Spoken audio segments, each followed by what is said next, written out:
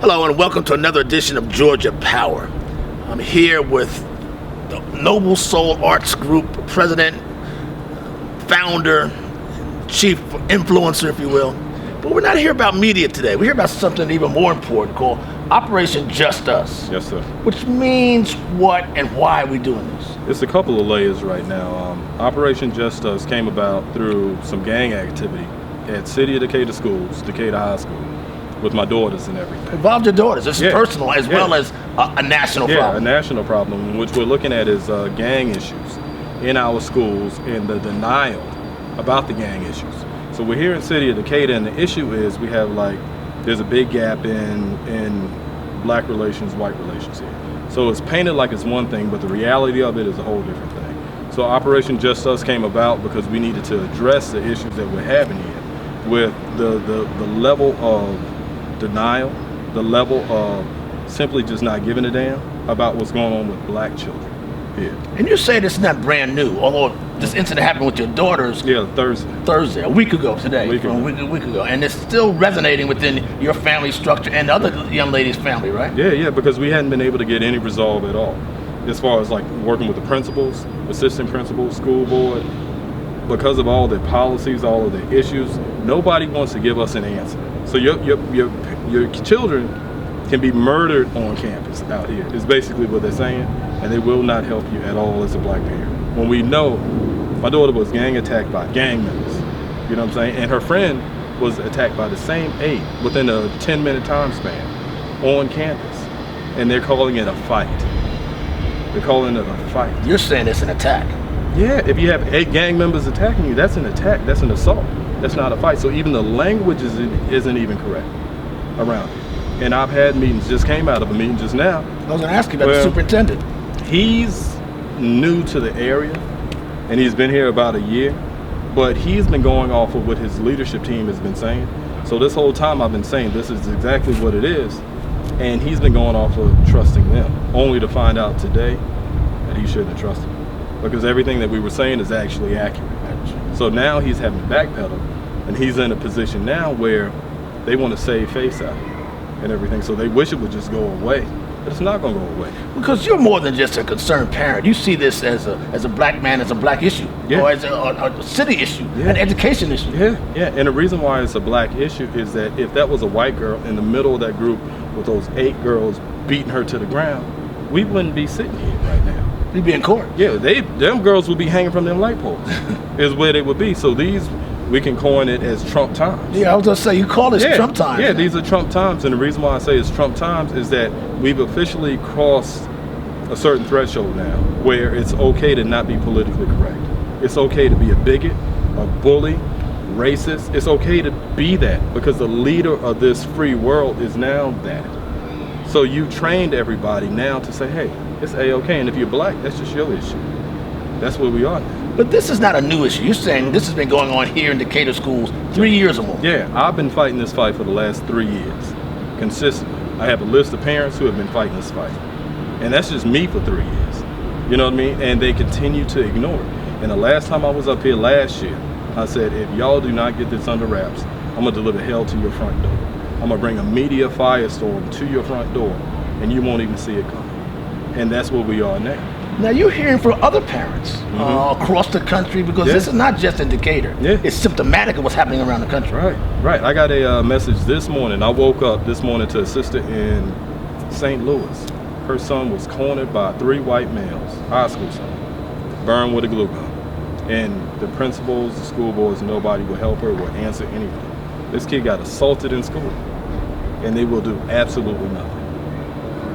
How are you feeling personally?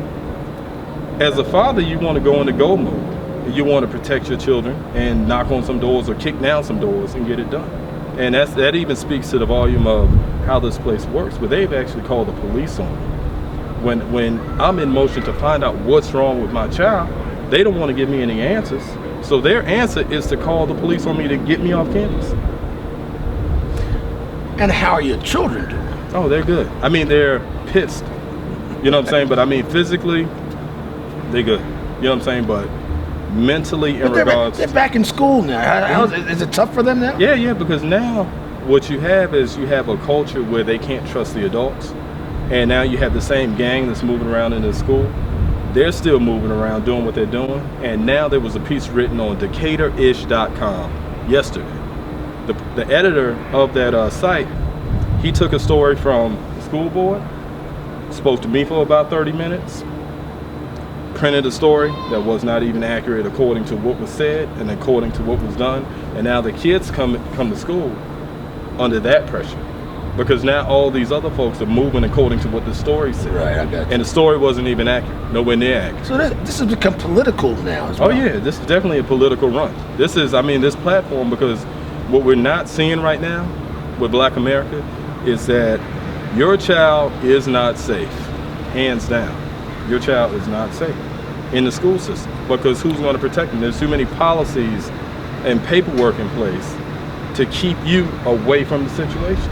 To hide what's going on. Yeah. To be politically correct and not see what's going on inside the school Yes. board. Yes. And it's pure hell, you're saying. Yeah. So what they've done is they've created a climate where your child can't be protected, but what they don't realize is that these gang members, y'all aren't protected.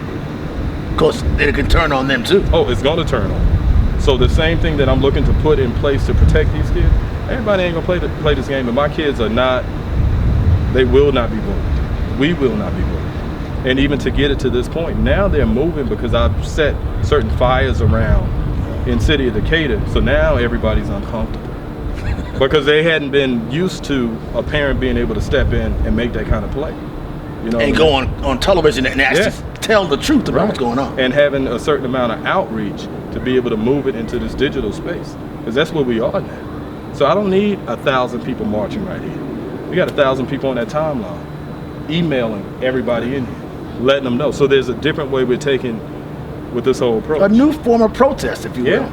Yeah. And Trump times produces new ways of reacting. Yes, sir. That's exactly what it is. Where do we go from here?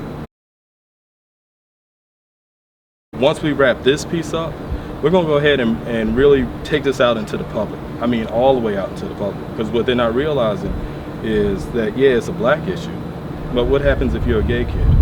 What happens if you're a Hispanic kid or some other ethnic? The same thing happens, and the same rules do not protect you. So it's easy to put it in this little compartment and say, okay, well, yeah, that's just that black issue. Let's just keep it going. Because what I found out today is that 8 out of 10 black kids in this area either have attendance issues, discipline issues, school issues, and everybody knows it. Behind these doors, they know it. But guess what? They won't do anything about it simply because then it will become a black issue and they don't want to look like they're racist. This is OKEEBA JUBALO, a dynamic producer, artist, parent.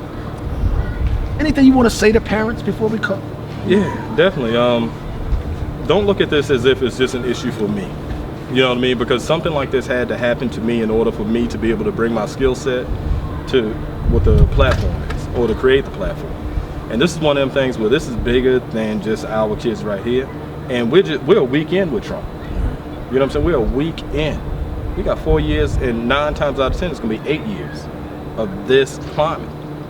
So we got to get organized and be intentional about it, because it's not gonna get easy. Trump times. That's what we're talking about here and how it impacts our children already just a weekend. I'm Maynard Eaton. You've been listening to Georgia Power.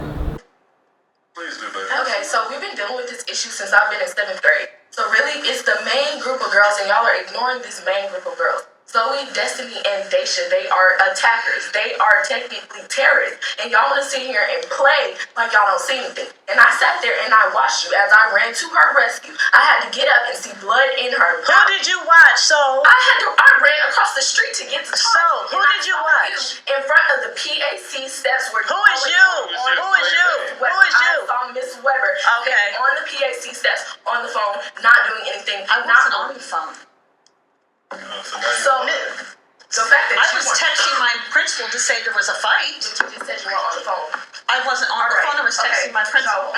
So the fact that I saw you with a phone in your hand, while she gets up and she's standing right by the PAC, you see these girls, you see these girls coming towards me. And we've been dealing with this for the longest. So the fact that you claim that it wasn't on school property when it's right next to the school construction, where you're expanding the school in front of the PAC. So now you don't want to do anything about her.